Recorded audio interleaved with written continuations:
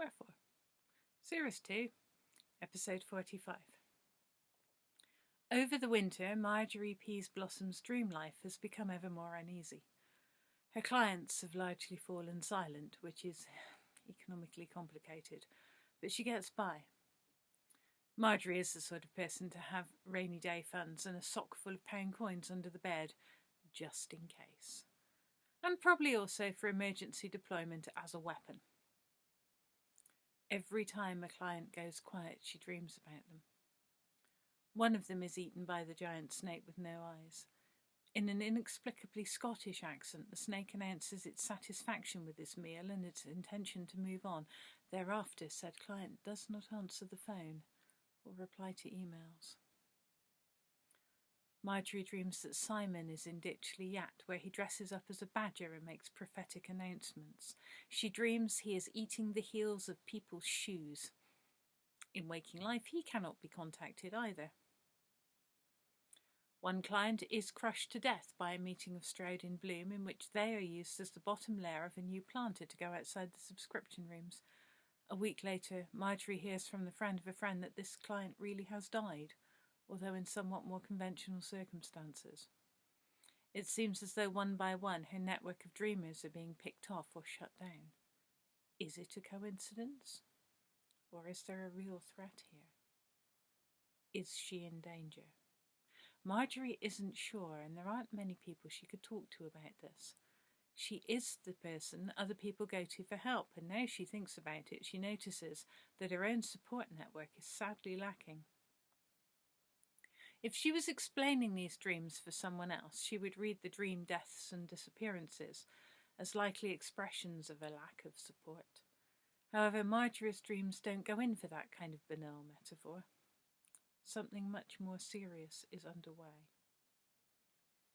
In late January, she starts dreaming about mirrors, sometimes several times in a night, waking up between dreams so as to write them down. The mirrors never show her own reflection. Someone else is there, on the other side of the glass, trying to get her attention. The dreams clearly aren't friendly, but they also don't feel especially threatening. Over a couple of nights, the face in the mirror becomes more distinct and familiar. At first, she cannot place it. He's changed, she thinks, but isn't sure what he looked like before. While awake, she racks her brains, trying to work out who he is. Then the mirror face starts talking, and she recognises the voice. His name is Peter Barclay, and they dated for a few months when she was in her 20s. He had initially seemed rather charming and exciting. However, as she got to know him better, it became obvious he had a lot of hidden shallows. There wasn't much going on underneath the noise and flamboyance. He was attention-hungry, demanding, temperamental, and easily offended. In the end, she dumped him because he exhausted her, and she was looking for fun, not endless emotional labour. Why this long-forgotten man of all people is haunting her dreams, she has no idea. What he says in the dreams makes little sense. He claims to be trapped and in need of her help. What is he? Some previously unrecognised part of her shadow self that she has to identify and deal with? Is he something she has repressed? Surely not.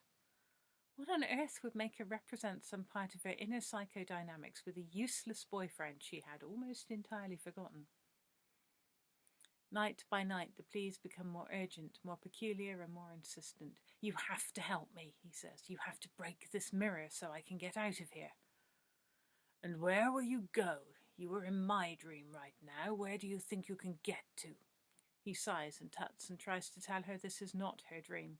Listen, you, she says. I am a highly capable lucid dreamer and dream professional, and I am not prepared to be mansplained to by anything hanging around inside my own psyche.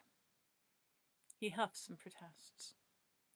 The trouble is, Marjory is starting to question her own judgment. After a few more nights, she is utterly sick of only dreaming about Peter. She can change any other aspect of her dreams, but no matter where she goes or what she does, his mirror shows up, and with it his annoying voice and equally annoying face. In the end, she breaks the mirror just to make him shut up. Unfortunately, he does not shut up. He's still there in the dream, blathering on about the next stage of his plan, the details of which are hard to pick out from all his self-congratulatory twaddle. It gets worse. When Marjory wakes up the next day, he's still there, in her head. There are things he wants her to do, and he never shuts up about it. She wants to tear her own head off. Gin helps, and she has plenty of it to hand, but it isn't a long-term solution. Is he real? Has she somehow been possessed by the spirit of Peter Barclay? Has she gone utterly mad? If she hasn't, she surely will if he keeps this up. Thanks to decades of lucid dreaming, Marjory has some remarkable mental muscles. She builds walls and separates herself so that she can think without him being in on it. She muffles him down to an obnoxious background hum and then tries to remember anything about him that might prove useful. A memory returns. A slightly evil thought dances through Marjory's barricaded mind. She reaches for her computer and finds that album one of her clients insisted on giving her, and she puts the volume all the way up and braces herself. Peter Barclay is the kind of hippie who never could abide heavy metal. Death metal will be hard for him.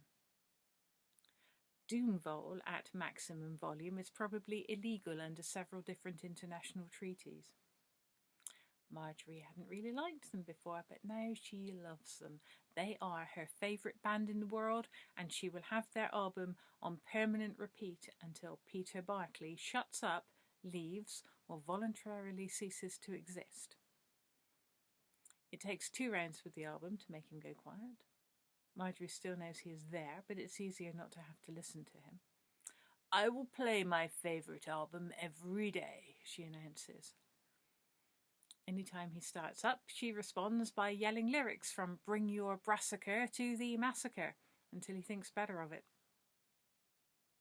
Once again, the wizard Amagin, previously known as Peter Barclay, is obliged to admit that he is not perfectly charming or irresistible. Marjory's resistance is formidable and loud and has awful rhymes in it. Had he known about Doomvol, he would have willingly stayed inside the mirror forever.